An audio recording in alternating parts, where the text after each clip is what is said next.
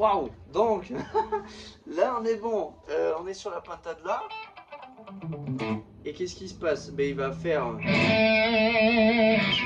y a donc, une espèce de septième casse-corde de ré annulaire avec un énorme vibrato. On peut s'accompagner d'un rat très doux et on avoine que la corde qu'on joue. Ou alors on fait deux ghosts. Ça marche tout aussi bien. D'accord? Au balayage, je peux pas avec mon médiator éclaté. Et après on fait.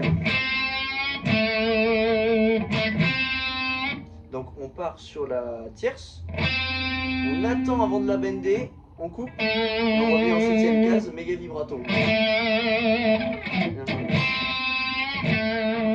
On repart 7, 5 et on bend au dernier moment aussi, d'accord?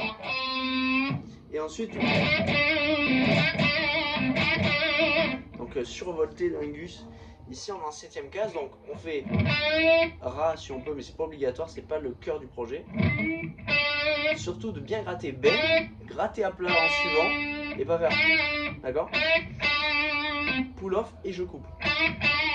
Et surtout, je vais couper mon son entre les trois tournes. Donc c'est je gratte bend, je gratte à plat, vibrato, pull off et je coupe. Il y en a trois. Ensuite, il va faire. Donc j'ai simplifié encore une fois parce que c'est dur à suivre. Alors, ce que je conseille, c'est de partir annulaire. L'index n'est pas plaqué sur la corde de sol, mais sur les deux dernières cordes en cinquième case. Pour éviter de ralentir mon bend, ici avec mon annulaire et mon majeur. Mon index est plaqué. Hein. Donc là, il y a une manière de l'accélérer. Ici, ce que je vais faire, c'est que je vais gratter corde de sol, si, mi, mais je peux faire hammer, petit doigt, et pull off en suivant, ce qui me fait gagner du temps. C'est très dur à enchaîner. Donc, hammer, pull off. Je soupçonne qu'il refasse dans un moment d'instinct comme ça. Encore un bend, il gratte le bend et il gratte à plat.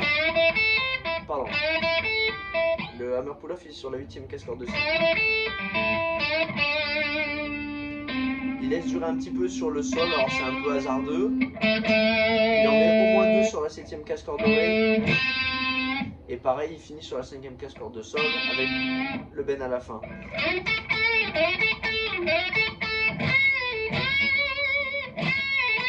Ouais, très très sympa. Donc là, il passe de majeur. Donc si jamais les cases, ça fait 12, 9, 12, 10, 11, 9, 11, 9, 12, 9, 12, 9. Ça, c'est majeur. Ici, là, 9, 11 majeur, corde de sol. Et du coup, 10ème case, corde de si avec l'index. 1, 2 fois, 3 fois, et ensuite. Donc là, il bend un ton. Je suis toujours majeur. Il laisse redescendre, pull off. Et il remonte un ton, 12ème case. Et là, il fait un truc de fou. C'est incroyable. Donc, il plaque 10ème case sur les deux dernières cordes. 10, 10. Là, il ne bend plus d'un demi-ton. Ça devient mineur en fait.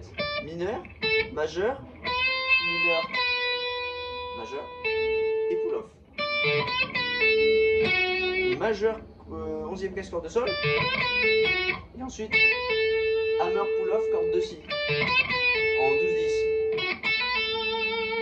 Et ensuite, il reprend. Il fait. Il y en a un ou deux, je sais plus. Ça doit être ça, je pense, si je me trompe pas. Donc c'est la même pinta, décalée de 3 cases, donc je deviens mineur. C'est la même. Sauf qu'elle se transforme en 15, 12, 15, 13. La 14-12, 14-12, 15-12, 15-12. Donc, il y a un truc dans le genre, si je me trompe pas. Il y a un ou deux coups, je suis désolé, je me rappelle plus exactement. Et il renvoie. Je ne peux pas mettre en pause, donc je dois réécouter vite fait.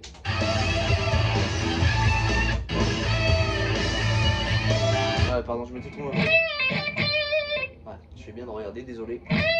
15, à plat, pull-off. 15 et re-pull-off. Et en suivant. Et il fait du coup. Ce que je me rappelle là, c'est 15e case bend corde de si. Et 3 bends en suivant, toujours 15e case corde de si, mais on laisse si possible résonner la corde de mi. Et on envoie 4 bends, alors soit enchaîné, c'est très dur d'être précis, soit on reste. Et on lâche le vibrato à la fin. C'est deux versions possibles. Voilà. Donc ça, il le fait 3 fois. Encore. Et la fin, il finit par bend 20, 20, 19, et il revient en bend. Bon courage, à la prochaine.